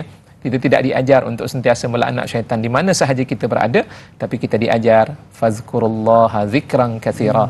Berzikirlah olehmu kepada Allah dengan zikir yang banyak. Ada tempat yang sesuai kita menyebut untuk laknat daripada syaitan dengan diiringi isti'azah, dan ada tempat-tempat yang memang tidak sesuai untuk kita menyebutkan hal yang sedemikian rupa. Jadi ada masanya untuk kita sebut, dan bahkan lebih banyak masa kita diminta untuk berzikir dan mengingati Allah Subhanahu wa taala. Insya-Allah. Jadi mudah terjawab soalan daripada Haji Ismail. Ustaz, satu soalan Ustaz. Berkaitan dengan kadang-kadang ni ada orang yang belajar ilmu-ilmu ni Ustaz. Dia ilmu perubatan sebagainya, jadi dia nak mencabar syaitan Ustaz. Bolehkah dengan mencela atau untuk mencabar ini untuk nak asah ilmu ni dibenarkan Ustaz? Saya minta maaf dalam hal tersebut, Allahu a'lam, tetapi ada dalam hadis Nabi sallallahu alaihi wasallam, Rasulullah sebut, "La tatamannu liqa'al adu, fa idza laqitumuhum fasbutu." Rasulullah mengatakan, janganlah kamu bercita-cita untuk bertemu dengan musuh. Tapi kalau sekiranya kamu telah pun bertemu, maka hendaklah kamu kekal, sabit dan tetap pendirian kamu ketika itu. Jadi kita tidak diajar untuk membuat cabaran-cabaran kepada siapa. Kadang-kadang kita cabar syaitan, "Oi jin, keluar, lihat. Aku nak melihat engkau," sebagai contohnya. Mari kita bertemu muka antara kita. Contoh, perkataan itu tidak dianjurkan di dalam Islam dan tidak diajar dalam hal yang demikian. Rasulullah pun mengatakan jangan ada cita-cita. La tatamannau, artinya jangan kamu ada cita-cita untuk bertemu dengan musuh. Musuh kita banyak. Ada kalanya musuh yang nyata, iaitulah musuh daripada kalangan golongan orang-orang kafir yang ingin memerangi Islam. Dan ada kalanya musuh itu terdiri daripada makhluk yang tidak kita lihat. Ya, jadi makhluk yang tidak lihat antaranya adalah syaitan itu sendiri. Maka sebab itu Rasulullah ajar kepada kita, jangan kita minta, tapi kalau sekiranya sudah berada di hadapan kita, kita perlu untuk menghadapi hal tersebut dengan benteng-benteng dan juga zikir-zikir yang telah pun diajar oleh Allah Subhanahu Wa Taala kepada kita. Jadi kesimpulan tu, jangan kita cipta musuh walaupun musuh nyata ataupun tak nyata tu, janganlah kita mencarinya. Jadi mudah-mudahan terjawab soalan tersebut. Jadi sidang tu sekalian, bagi kita akan bincangkan berkaitan dengan topik kita mencela syaitan. Namun sebelum tu kita nak melabuhkan tirai terlebih dahulu TV3. Jangan lupa untuk saksikan sambungannya di TV9 sebentar saja lagi. Tanyalah Ustaz biar tahu, jangan keliru, kembali sebentar saja lagi insya-Allah.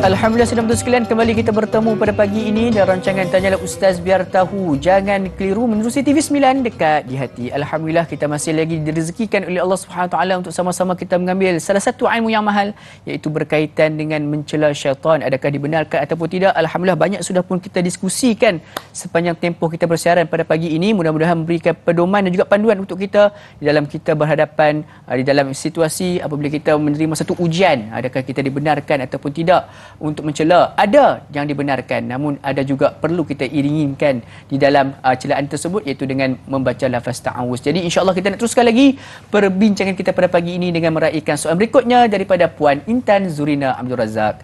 Assalamualaikum Ustaz, da'i dan warga Tanyalah Ustaz. Assalamualaikum warahmatullahi. Waalaikumsalam warahmatullahi. Hadis ini menghalang kita daripada mencela sama ada makhluk Allah yang gaib atau nyata sebagai respon terhadap apa sahaja kejadian di sekeliling kita. Soalan saya, bagaimana kita mahu kaitkan hadis ini dengan zaman sekarang di mana celaan berlaku di hujung jari sahaja melalui komen-komen negatif secara terbuka di alam maya? Terima kasih Ustaz. Silakan Ustaz. Baik, terima kasih kepada Puan Intan Zurina Abdul Razak atas soalan yang dikemukakan. Jadi bagaimana nak kaitkan hadis yang kita bicarakan ini dengan catatan-catatan yang dilakarkan secara maya? Maknanya melalui Facebook, Instagram, sekarang ni TikTok sudah ada. Mungkin dengan catatan-catatan tersebut tak terasa yang itu adalah merupakan ucapan. Para penonton yang dikasihi dan dirahmati oleh Allah Subhanahu Wa Taala, apapun yang kita tulis itu sebenarnya apa yang kita lafazkan. Allah sebut dalam Al-Quran, ma yalfidhu min qaulin illa ladaihi raqibun atid. Apa yang dilafazkan daripada kata-kata itu, melainkan ada pencatat, malaikat-malaikat Raqib dan juga Atid akan menulis dan mencatat apa yang dituturkan. Bila kita menulis, sebenarnya itu juga adalah merupakan suara, tapi suara yang tidak mengeluarkan bunyi, ya, dengan maksud kita menyebarkan apa yang kita mahukan. Kita bercakap, kita nak sampaikan sesuatu maklumat dan keinginan.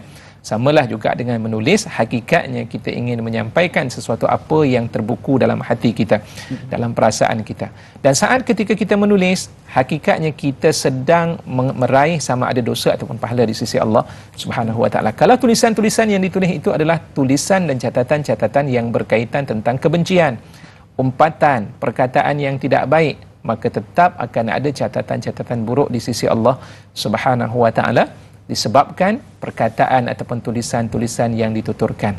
Hanya saja yang dimaafkan oleh Allah Subhanahu Wa Taala sekiranya dia adalah merupakan hadisun nafs, iaitu bicara-bicara yang berada dalam hati dan juga dalam perasaan kita. Sebab hati dan perasaan ini kita tak boleh jaga. Tetapi bila dia keluar sahaja, dalam hadis menyebutkan malam yatakallamu au ya'malu. Rasulullah mengatakan selagi mana mereka tidak bercakap dan berbicara ataupun mereka melakukan kerja. Melakukan kerja tadi dengan tangan. Dia tulis semua tu, tak perasan tangan sedang bergerak. Tangan ini nanti akan berkata-kata di hadapan Allah, dan ini disebut oleh Allah dalam surah Yasin. Kita baca al-yauma nakhtimu ala afwahihim wa tukallimuna aydihim wa tashhadu arjuluhum bima kanu yaksibun. Pada hari ini kami akan kunci dan tutup mulut mereka. Nakhtimu ala afwahihim. Dan apa yang Allah berikan? Wa tukallimuna aydihim. Tangan-tangan mereka akan bercakap dan berbicara. Sekarang ni tak nampak kata-kata dan ucapan tangan tersebut. Nanti di hadapan Allah, Tangan-tangan inilah yang akan berbicara dan akan memberitahu kepada Allah apa yang dilakukan daripada catatan-catatan yang ditulis dan apapun perbuatan yang dilakukan oleh tangan tersebut. Sementara kaki akan menjadi saksi nanti di hadapan Allah Subhanahu wa taala. Sebab itu berhati-hati dalam hal tersebut. Kata ala hadis ni, ada orang sebab kadang-kadang diambil hadis itu dikata secara literal. Ni hadis ni tak sebut tangan pun. Maka apa masalah saya dengan menggunakan tangan? Ada orang yang begitu keadaannya tapi dia tidak sedar. Banyak ayat-ayat yang membicarakan bahawa tindakan-tindakan luaran yang kita lakukan itu adalah hasil daripada mulut yang kita tuturkan. Maka berlakulah apapun perkara. Kalau baik mulut kita, baiklah perbuatan kita. Tapi kalau buruk mulut kita, maka buruklah perbuatan-perbuatan yang akan kita lakukan di hadapan Allah Subhanahu wa taala. Allahu akbar. Ya, mudah-mudahan kita berhati-hati, bukan hanya sekadar kita menjaga lisan, bahkan jari jemari kita yang menulis. Mudah-mudahan kita terselamat dan juga terlindung daripada melakukan perkara-perkara yang dicela oleh Allah SWT, insya-Allah. Jom kita beralih dengan soalan berikutnya daripada Al-Shal. Assalamualaikum Ustaz Da'i. Waalaikumsalam warahmatullahi. Waalaikumsalam warahmatullahi. Adakah boleh jika marahkan syaitan di dalam hati kerana bila baca Al-Quran ada tersilap baca baris? Yang baris atas nampak baris bawah jadi baris atas kerana berasa dia ada duduk di sisi kita untuk mengganggu kita membaca Al-Quran. Mohon penjelasan Ustaz. Terima kasih. #biar tahu jangan keliru. Silakan Ustaz. Baik, terima kasih kepada Al-Shal atas soalan tersebut. Apakah kita boleh salahkan syaitan itu di saat membaca Al-Quran melalui hati kita? Dalam Al-Quranul Karim Allah sebut, fa idza qara'tal Qur'ana fasta'iz billah. Jadi Allah menyebutkan bila saat kamu membaca Al-Quran jangan lupa untuk isti'azah kepada Allah. Isti'azah bukanlah isti'azah a'udzubillahi minasyaitonir rajim, itu bukanlah merupakan perkara yang wajib, tetapi ulama mengatakan mustahab, sunat untuk kita memulakan bacaan kita supaya apa yang kita baca ini tidak diganggu oleh mana-mana gangguan, khususnya daripada gangguan syaitan itu sendiri. Maka apa yang dianjurkan, sebutlah a'udzubillahi minasyaitonir rajim. Hati tiba-tiba sebut, celaka betul syaitan, hati yang berbicara. Betul lah, dalam hadis mengatakan Allah tetap memaafkan, innallaha tajawaza ala ummati. Sesungguhnya Allah itu mengampunkan ke atas umatku ma haddatsat bihi anfusaha. Apa yang dibicarakan oleh jiwa-jiwa dan hatinya, selagi mana mereka ini tidak bercakap dan selagi mana mereka ini tidak melakukan, dibuktikan dengan amalan. Maka saat ketika itu Allah maafkan. Tapi apa salahnya kalau sekiranya hati kita ini beristighfar kepada Allah, astaghfirullahalazim, rabbighfirli warhamni wa tub alayya, ya Allah ampunkanlah dosaku, rahmatilah aku dan terimalah akan taubatku. Maka itu lebih baik daripada kita menyebut perkataan-perkataan yang tidak memberikan apapun pahala di sisi Allah Subhanahu wa taala.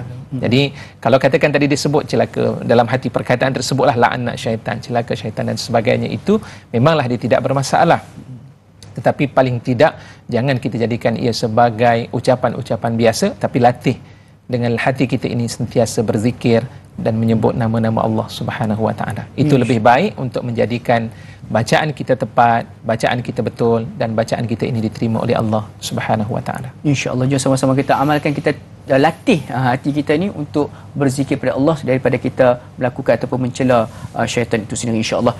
Mudah-mudahan bermanfaat dengan jawapan tersebut. Kita beralih dengan soalan berikutnya Ustaz daripada saudari Nur Asikin. Assalamualaikum Ustaz Da'i. Assalamualaikum warahmatullahi. Seringkali kita dengar istilah manusia bertopengkan syaitan. Soalan, adakah jika kita menghukum seseorang itu berperangai seperti syaitan, kita dikira mencela syaitan dan syaitan akan menjadi lebih besar dan terus menggoda manusia? Mohon pencerahan Ustaz. Terima kasih Ustaz Da'i. Sama-sama. #biar tahu jangan keliru berkaitan dengan sifat ni Ustaz. Adakah syaitan ini sifat ataupun satu makhluk yang berjisim Ustaz? Silakan. Baik, pertamanya terima kasih kepada Puan Nur Ashikin bagi soalan yang dikemukakan ini. Seringkali kita dengar istilah manusia bertopengkan syaitan. Jadi apakah perkataan kata kamu ni syaitan? Dengan perkataan sedemikian itu adalah satu perkataan yang tidak wajar untuk kita sebutkan. Seperti mana yang telah pun saya nyatakan tadi dalam hadis, Rasulullah mengatakan laisal mu'min billa'an wala bitta'an wala billa'an walal fahish walal bazi. Jadi Rasulullah mengatakan bahawa orang yang beriman itu dia tidak akan bercakap seumpama orang yang suka untuk membuat tuduhan-tuduhan, melaknat manusia. Ya, ta'an tadi artinya menuduh, sementara la'an ini banyak mengeluarkan kata-kata cacian dan juga makian, bahkan tidak bercakap dengan perkataan yang kotor dan perkataan-perkataan yang tidak membawa kepada manfaat. Apa yang perlu kita lakukan pada perkataan ataupun orang yang seringkali melakukan perkara yang tidak disukai, kita doakan mereka. Saya terlupa ada sebuah hadis ya Rasulullah kata, janganlah kamu menjadi pembantu kepada syaitan. Maksud menjadi pembantu kepada syaitan ni apa dia? Kita membantu syaitan ini untuk memperkuatkan keadaan dirinya itu dengan kita bercakap dengan perkataan-perkataan yang tidak baik kepada orang yang kita tuturkan tadi. Akan tetapi dalam hadis disambung lagi, akan tetapi katakanlah semoga Allah mengampunkan dosanya. Itu di antara salah satu bunyi hadis tersebut. Tetapi saya terlupa matan. Itu ada disebut dalam hadis baginda sallallahu alaihi wasallam, semoga Allah mengampunkan dosanya. Ya Allah, kau berikanlah hidayah kepadanya. Mudah-mudahan dengan doa yang kita tuturkan kepadanya, bertukar daripada yang buruk berlaku pada dirinya, akan menjadi insan yang baik. Kita dapat pahala selagi mana kebaikan yang dilakukan itu sepanjang hayatnya itu dia buat disebabkan hasil daripada doa yang kita pohon, maka kita adalah merupakan insan yang beruntung. Di dunia Allah bagi kebaikan, di akhirat terus pahala tersebut terus mengalir, tetap akan disampaikan kepada orang yang telah pun membantu orang lain mendapat hidayah dan juga bantuan daripada Allah Subhanahu Wa Taala. Kemudian tadi Dai Luqman ada menyebutkan tentang apakah syaitan itu yang disebut oleh Allah tu sifat ataupun dia merupakan makhluk. Syaitan itu adalah makhluk. Dan itu jelas sekali dalam Al-Quran Allah mengatakan khalaqtani min nari wa khalaqtahu min tin. Ya, Allah sebut aku ini, syaitan berkata, iblis mengatakan aku dijadikan daripada api sementara manusia itu dijadikan daripada tanah. Kemudian timbul nanti syaitan ni daripada jin ke? Dan itu jelas sekali disebut oleh Allah antaranya dalam surah Al-Kahfi ayat 50. Allah menyebut wa izqulna lil malaikati isjudu li adama fasajadu illa iblis kana minal jin fafasaqa an amri rabbih. Jadi daripada ayat tersebut Allah mengatakan tak kala kami minta lil malaikati supaya para malaikat itu sujud bagi Adam, ya, fasajadu lantas mereka sujud, illa iblis, melainkan iblis kana minal jinni, iblis itu terdiri daripada jin, daripada kalangan bangsa jin. Jadi maknanya syaitan itu adalah merupakan makhluk daripada Allah Subhanahu Wa Taala. Tapi apakah ada sifat-sifat syaitan? Jawapannya sudah tentu ada. Manusia yang mungkin memiliki sifat-sifat yang dicirikan oleh Allah Subhanahu Wa Taala dalam Al-Quran, ciri-ciri syaitan, ya, tidak melaksanakan janji, membuat pelbagai bentuk was-was dan sebagainya. Itu di antara sifat-sifat syaitan yang disebut oleh Allah Subhanahu Wa Taala dalam Al-Quranul Karim. Jadi insya-Allah mudah-mudahan kita menjadi manusia yang bersifat malaikat daripada kita menjadi manusia yang bersifat syaitan tersebut. Insya-Allah mudah-mudahan terjawab soalan tersebut. Jadi kita beralih dengan soalan berikutnya Ustaz daripada Mentari Senja. Assalamualaikum Ustaz Nai. Assalamualaikum warahmatullahi. Waalaikumsalam warahmatullahi. Bagaimana perbuatan melatah yang tidak sengaja itu kadang-kadang mengeluarkan perkataan celaka syaitan sebegini? Apakah hukum melatah itu? Bagaimana cara untuk menahan diri agar tidak mudah melatah kepada perkara yang karut dan mencela? Sekian, terima kasih. Ini satu penyakit umat kita Ustaz, umat masyarakat Melayu kita Ustaz. Silakan. Baik, terima kasih kepada Mentari Senja atas soalan yang dikemukakan. Bagaimana keadaan orang yang melatah? Orang yang melatah ni dia bukanlah satu perbuatan yang disengajakan. Jadi memang ada dalam hadis Nabi sallallahu alaihi wasallam Allah memaafkan al-khata' wan nisyan. Innallaha tajawaza ala ummati al-khata'a wan nisyan wa mastakrahu anhu. Atau kama qala Nabi sallallahu alaihi wasallam. Sesungguhnya Allah memaafkan kepada seseorang yang mana dia melakukan kesalahan, dia bertaubat kepada Allah Subhanahu Wa Taala, Allah tetap akan memaafkan mereka. Dan juga lupa tetap dimaafkan. Lupa ni macam mana boleh berlaku? Sebab ketika itu dia tidak tahu, ataupun dia tidak sedar. Dalam keadaan demikian akalnya tidak berfikir dan sebagainya. Dan hal tersebut itu juga berlaku kepada golongan yang melatah. Melatah tak sedar apa yang dituturkan ketika itu, secara spontan boleh berlaku hal yang demikian. Jadi apa ubat yang perlu dilakukan? Saat ketika itu dia kena banyak lazimkan beristighfar selalu kepada Allah. Ya, bila kita beristighfar kepada Allah, itu jalan penyelesaiannya. Bukankah ada dalam hadis Nabi sallallahu alaihi wasallam Rasulullah menyebut, "Man lazimal istighfar ja'alallahu min kulli dhiqin makhraja wa min kulli hammin faraja wa razaqahu min haitsu la yahtasib." Barang siapa yang melazimkan dalam dirinya itu untuk beristighfar, mohon ampun pada Allah, bukan sebab dosa semata-mata, tak. Istighfar ni dia punya kelebihan fadilatnya itu begitu banyak. Jadi sesiapa yang melazimkan hidupnya itu dengan beristighfar kepada Allah, sama ada nak menyebut astaghfirullah, rabbighfirli warhamni wa tub alayya, ataupun panjang lagi astaghfirullahal azim sampai seterusnya, Allahumma anta rabbi, ketua kepada segala istighfar. Tidak menjadi masalah nak sebut Apa kelebihannya? Ja'alallahu min kulli dhiqin makhraja. Allah menjadikan setiap kesempitan itu ada jalan keluarnya. Apa yang kita sempit, ada masalah kita hadapi, insya-Allah problem itu akan dapat diselesaikan. Wa min kulli hammin faraja, setiap kebimbangan itu ada jalan penyelesaiannya, dan Allah bagi rezeki di mana dia tidak sangka rezeki itu didatangkan oleh Allah Subhanahu wa taala kepadanya. Inilah fadilat daripada istighfar. Maka disarankan kepada mereka yang melatah ni, tolong banyak beristighfar kepada Allah Subhanahu wa taala. Insya-Allah lazimi istighfar dan juga zikir. Mudah-mudahan latahan kita daripada celaan tersebut mampu kita tukarkan kepada zikir dan juga istighfar. Jadi mudah terjawab soalan tersebut. Jadi Ustaz, jaga sidang betul sekalian, banyak kita akan bincangkan berkaitan dengan mencela syaitan. Namun sebelum itu kita berhenti berehat sebentar. Jangan ke mana-mana, teruskan kekal bersama dengan kami. Tanya Ustaz biar tahu, jangan keliru, insya-Allah.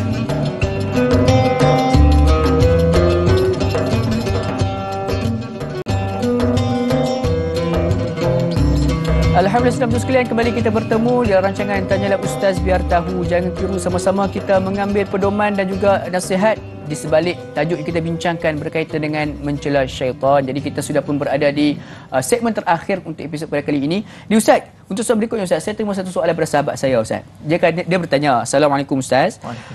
Sekiranya kita tak boleh nak mencela syaitan, jadi sekiranya kalau kita diganggu oleh syaitan, mungkin gangguan dan juga histeria dan rasukan sebagainya, apakah tips yang kita boleh lakukan Ustaz? Silakan Ustaz. Baik, terima kasih atas soalan tersebut. Saya nak memberikan satu tips dan juga amalan yang pernah dilakukan oleh Nabi SAW bila seorang sahabat dia mengadu sakit dada. Kalau tidak salah Abu Hurairah yang ketika itu, Rasulullah SAW mengatakan kepadanya, yang pertama, bacalah dengan bismillah sebanyak 3 kali. Sebut, tekan pada dada kita, sebut bismillah, bismillah, bismillah. Dan kemudian yang kedua, sebut dengan a'udzu bi'izzatillahi wa qudratihi min syarri ma ajidu wa uhadhir. A'udzu bi'izzatillahi wa qudratihi min syarri ma ajidu wa uhadhir, itu sebanyak 7 kali. Aku berlindung dengan bi'izzatillah, dengan kekuasaan dan kemuliaan Allah Subhanahu wa taala, wa qudratihi, dan kekuatannya, daripada sebarang bentuk kejahatan-kejahatan yang aku rasai, dan juga daripada seperkara yang aku berhati-hati dengannya. Jadi itu di antara salah satu tips yang diajar oleh Nabi SAW yang mungkin sahaja boleh kita amalkan. Ya. Dan ada satu ketika Rasulullah SAW melihat cucu baginda SAW.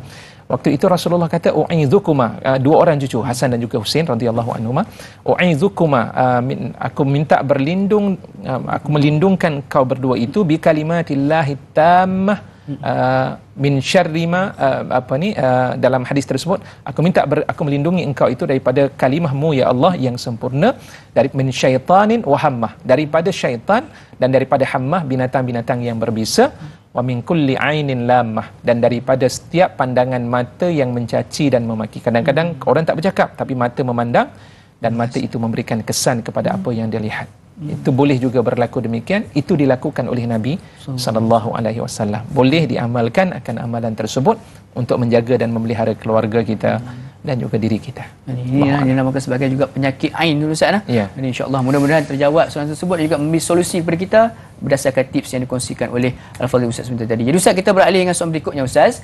Daripada Teratai Uda. Assalamualaikum Ustaz dan Da'i. Assalamualaikum warahmatullahi wabarakatuh. Apakah amalan yang perlu kita lakukan apabila kita terlalu marah sehingga terasa syaitan telah menguasai diri kita? Mohon penjelasan Ustaz. Terima kasih. Silakan Ustaz. Baik, terima kasih kepada Teratai Uda atas soalan tersebut. Ini berkaitan dengan sifat marah. Orang yang kuat, yang gagah, Rasulullah kata adalah orang yang dapat menahan kemarahannya. Secara mudahnya begitu. Bagaimana caranya? Yang pertama, dia perlu untuk menyebut selalu isti'adzah, a'udzubillah, sebab marah tu datangnya daripada syaitan. Syaitan yang menimbulkan. Kita minta berlindung dengan Allah Subhanahu wa taala, menyebut isti'adzah. Sesudah daripada itu, ambillah wuduk. Ambil wuduk tersebut. Kalau mungkin dengan wuduk tadi boleh menunaikan solat 2 rakaat, tunaikan solat tersebut. Jadi dalam keadaan, dan disebut juga dalam hadis yang lain, kalau sekiranya kita marah time berdiri, duduklah.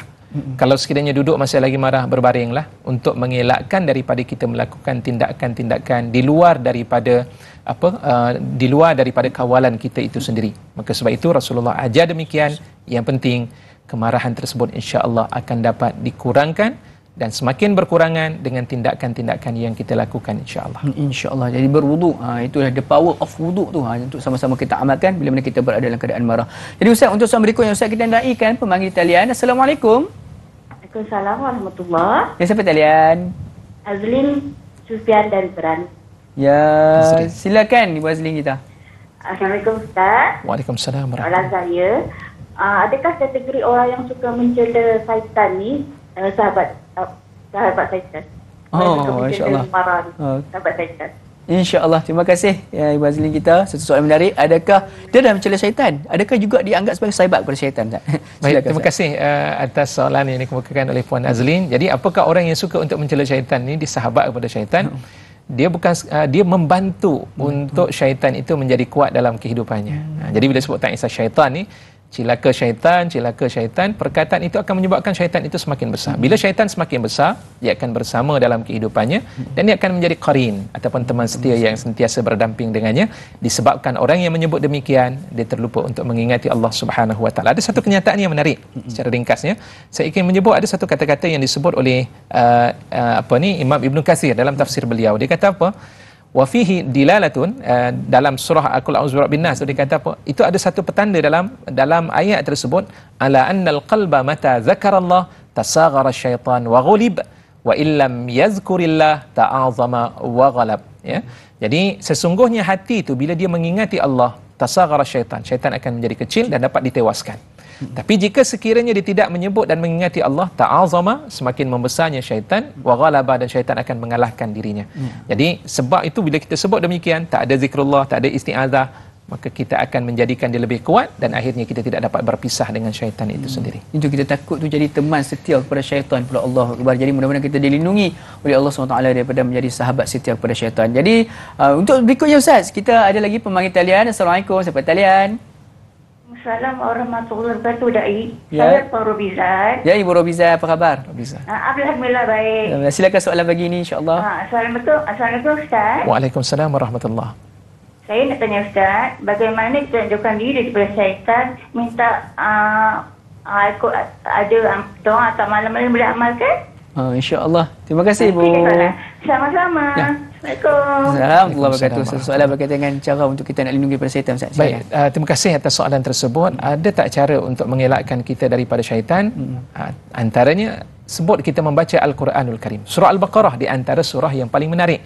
Sesiapa yang melazimkan, secara ringkas, hadis menyatakan sesiapa yang melazimkan dirinya dengan membaca surah Al-Baqarah di rumahnya ketika itu, dia tidak akan didekati oleh syaitan. Syaitan tidak akan masuk pada mana-mana rumah tuqra' fiha suratul Baqarah. Yang dibaca padanya itu akan surah Al-Baqarah. Maka lazimkan kita dengan membaca Al-Quran, insya-Allah secara mudah. Kita baca Al-Quran, bila kita sudah terbiasa, syaitan semakin lama akan menjauhkan diri kita daripada mengganggu dan menggoda kita. Sebab itu, jadikan Al-Quran sebagai bahan bacaan yang sentiasa tidak berpisah dalam kehidupan kita. Jadi itu di antaranya. Dan antara lain juga hadis yang biasa disebut oleh Nabi SAW, yang berlaku kepada seorang sahabat yang bernama Aba Umamah Al-Bahili radhiyallahu anhu, dibaca waktu pagi dan di waktu petang. Allahumma inni a'udzubika minal hammi wal hazan wa a'udzubika minal ajzi wal kasal wa a'udzubika minal jubni wal bukhli wa a'udzubika min ghalabatid daini wa qahrir rijal. Ya Allah, ya Tuhanku, aku minta berlindung dengan Engkau daripada ham, daripada bimbang dan juga daripada kesedihan yang sentiasa melanda, sebab bimbang dan sedih itu datangnya daripada syaitan. Wa a'udzubika minal ajzi wal kasal, aku minta berlindung dengan Engkau daripada bersifat lemah dan malas, itu juga daripada syaitan. Wa a'udzubika minal jubni wal bukhl, aku minta berlindung dengan Engkau daripada sifat takut dan juga bakhil, dan aku minta berlindung kepada Engkau daripada hutang piutang dan dikalahkan oleh manusia.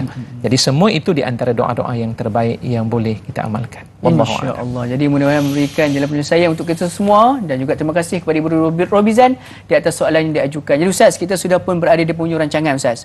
Pantas masa berlalu, adakah disebabkan oleh syaitan yang sengaja memantaskan masa kita sehingga kan sebab kita bincang masa dia Ustaz. Jadi Ustaz, sebagai penutup Ustaz, sedikit kesimpulan ringkas pada yang Ustaz, dan juga Ustaz bolehlah rumuskan dengan bacaan doa, mudah-mudahan Allah SWT berkati pertemuan kita pada pagi ini Ustaz. Silakan. Baik, secara ringkas ringkasnya dalam kesimpulan kita pada pagi ini, pertama, banyakkan kita berzikir kepada Allah Subhanahu Wa Taala. Dan yang kedua, latih lidah kita bercakap dengan perkataan-perkataan yang baik dalam hidup. Kesemuanya itu membantu untuk menjadikan kita hidup dalam keadaan bahagia dan sentiasa diberikan bantuan dan pertolongan daripada Allah Subhanahu Wa Taala. Jauhilah daripada menjadikan syaitan itu kuat. Syaitan akan kuat bila kita bercakap dengan perkataan-perkataan yang kotor. Dan banyakkan kita untuk beristiazah, minta berlindung kepada Allah Subhanahu Wa Taala. Mudah-mudahan Allah membantu perjalanan dalam hidup kita ini, insya-Allah. A'udzubillahi minasyaitonir rajim. Bismillahirrahmanirrahim. Alhamdulillahirabbil alamin. Wassalatu wassalamu ala asyrafil anbiya'i wal mursalin wa ala alihi wa sahbihi ajma'in. Allahumma ij'al jam'ana hadha jam'an marhuma wa tafarruqana min ba'dihi tafarruqan mubarakan ma'suma wa la taj'al fina syaqiyyan wa la matrudan wa la mahruma برحمتك يا أرحم الراحمين. اللهم أعنا على ذكرك وشكرك وحسن عبادتك. ربنا آتنا في الدنيا حسنة وفي الآخرة حسنة وقنا عذاب النار. وصلى الله على سيدنا محمد وعلى آله وصحبه وسلم. والحمد لله رب العالمين. تقبل الله minna wa minkum taqabbal karim. Jazakallahu khairan katsiran Ustaz di atas perkongsian ilmu. Mudah-mudahan Allah SWT panjangkan usia Ustaz, kekalkan Ustaz dalam kesihatan untuk terus menyampaikan ilmu untuk kami semua, insya-Allah. Jadi sedang sekalian, jangan lupa untuk saksikan rancangan Tanyalah Ustaz besok hari pada esok hari bersama dengan moderator kita Dai Aiman dan juga ahli panel kita Ustaz Dr. Nur Muhammad Hadi yang akan mencakap topik berkaitan dengan istinja, penentu keabsahan ibadah. Mudah-mudahan kita bertemu lagi di lain episod rancangan Tanyalah Ustaz. Saya dan Luqman, mohon maaf sekiranya ada terkurang di mana-mana, terkasar tutur bicara, tersilap tutur kata. Mudah-mudahan kita bertemu lagi di lain episod rancangan Tanyalah Ustaz, biar tahu jangan keliru. Akhir kalam, Assalamualaikum warahmatullahi wabarakatuh. Tanyalah Ustaz, biar tahu jangan keliru, insya-Allah.